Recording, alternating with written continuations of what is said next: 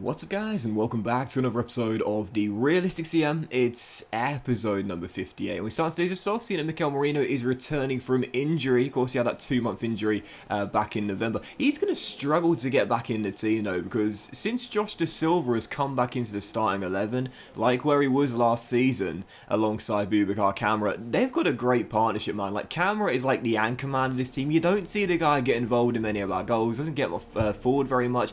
He just sits back and protects the back four.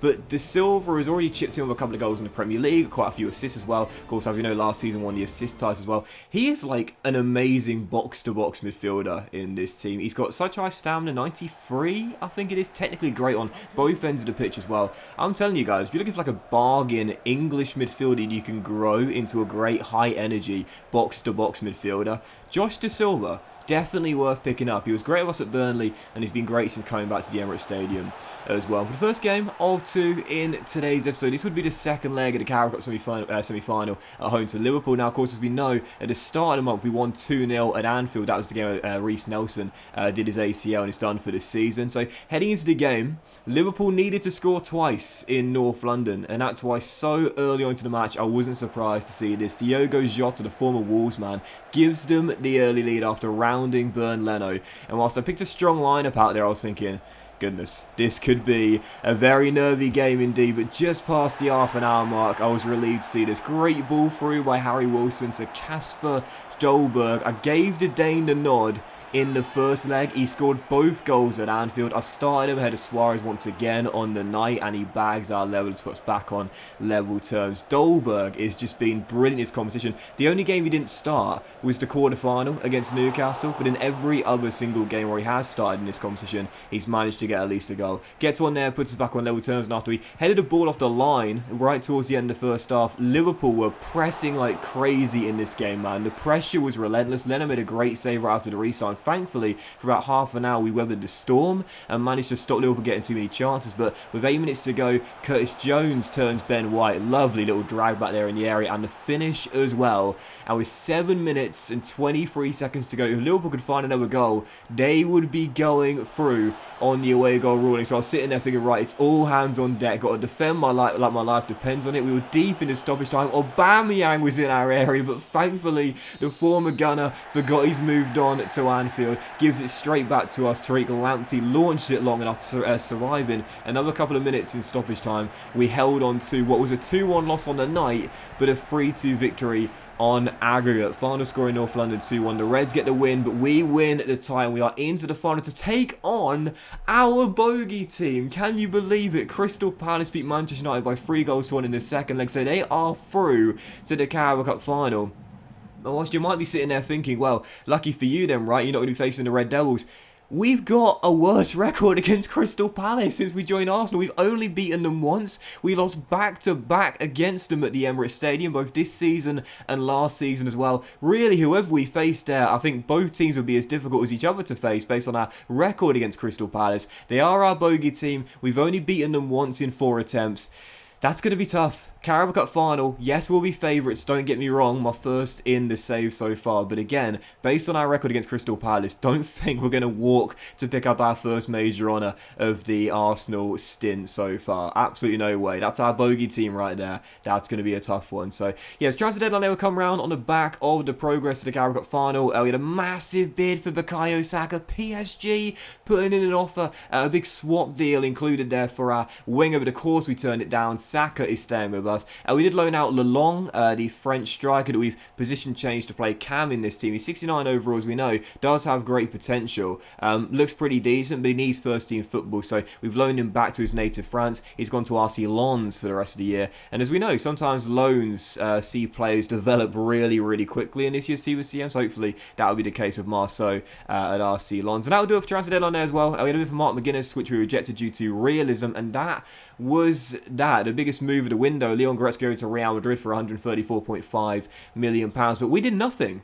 Absolutely nothing in January transfer window. Absolutely nothing whatsoever. Because again, right now, why would we make changes? There was only £1 million in the budget. So if we were going to make some signings, we need to sell some players. And at the moment, I mean, I'm not going to get too far ahead of myself here. but the quadruple dreams are still on. I'm not going to get too excited, but the quadruple dream is still on. We're still in the title race. We're still only 3 points behind the league leaders. We're into the FA Cup 5th round after our progress over Crewe in the 4th round. We're into our first ever Carabao Cup final. Again, very difficult tie against Crystal Palace, our bogey team. We still will be favourites for it. And again, Champions League last 16 whilst we're big underdogs against the Galacticos of Real Madrid. You know, quadruple dreams are still on. I'm just saying it right now. I don't think it's going to happen, but it's still a possibility at this stage. So why make change? You see our team here on the back of the scouting update and the academy update as well. I like how the team is looking. You know, we've got 3 serious injuries right now that Mikel Merino is about to come back to first team duty. Not going to throw him in the deep end just yet and put him back in whilst he still has a plaster next to his name, but he's almost ready to resume playing first team football. As we know, Ezri Konsa and Reece Nelson are done for the season. They were 2 of our best players before going down, so that is a shame. But other than that, it's been a really great season thus far for Arsenal, and touch wood, we can keep it going. We've had a couple of struggling patches here and there, but for the most part, we've been consistently good on all 4 fronts in all 4 competitions. Again, the squad depth has been improved this year after last year. That was our main concern in the summer window. We've done that. We've seen great individual performers this year. A couple of players that have been signed for this season have been brilliant. I think Tariq Lamptey has been so underrated in the right back role this season, and also Harvey Barnes, whilst he hasn't been always in the first 11. He's got a lot of minutes due to squad rotation and also the injury to Reece Nelson as well. And look at that, 9 goals and 9 assists in 16. Yeah, I think the signings have done really well for us this season. Multiple players have put in great individual performances thus far. I had no plans to do anything in January, and I don't regret doing nothing whatsoever. I like the team as it is right now, and again, 3 points behind Liverpool, who now lead the way in the race for the title. 1 behind the champions, Man City, in 2nd place as well. You see our fixtures for February. We've got Spurs in the North London derby, a big battle against West Ham away, our 2nd and final one today. Brighton away as well, and also that first leg against Real Madrid in the Champions League last 16 in the Emirates. Look, I keep saying the quadruple dreams are on.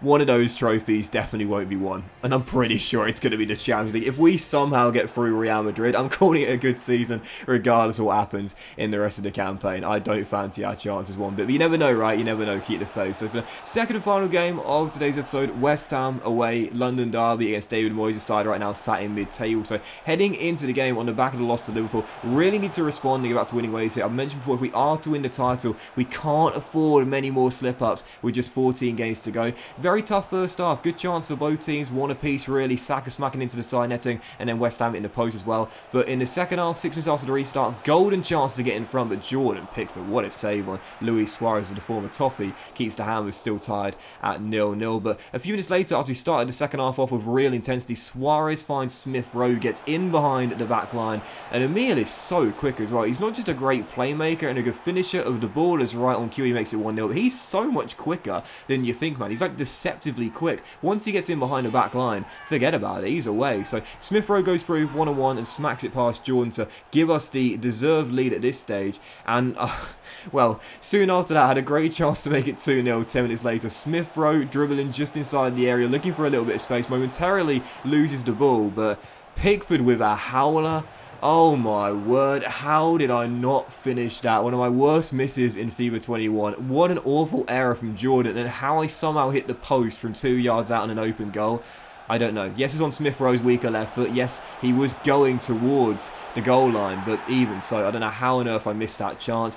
And we were punished for it as well. 10 minutes to go, Felipe Anderson fires in a leveller for West Ham. They are back on level terms, and I was thinking that open goal miss from what was our goal scorer, Smith Rowe, is going to cost us 2 valuable points, until virtually the final kick of the game when Emil sends through Luis Suarez, and the Colombian, the top scorer in the Premier League right now, bears down on Jordan Pickford, keeps his composure and slots it into the back of the net for his 15th of the year, our 2nd of the afternoon, and a game winner and a priceless 3 points as well. I mentioned before, late goals are so common in this year's FIFA. That's why you should never, ever, ever give up, and Suarez proves that right there. Big escape victory at West Ham, 2-1 the final score. And that means we keep pressure with the league leaders Liverpool. We leapfrog Man City, who have fallen off the pace a little bit recently. You don't see that very often about Guardiola's side. Down to third place right now with 1 point clear of them, with 3 points behind Liverpool. We do have the best goal difference record in the division, and with the top scorers as well. 13 games to go. It is so tight in the race for the title. Multiple teams going for it as we keep our quadruple dreams alive. But that was this episode of the Realistic CM, guys. So big thank you for watching. If you enjoyed it, if you haven't, please drop a like. Myself, do you all have a fantastic day, and I'll see you for next episode of Realistic CM featuring the first leg against Real Madrid very soon.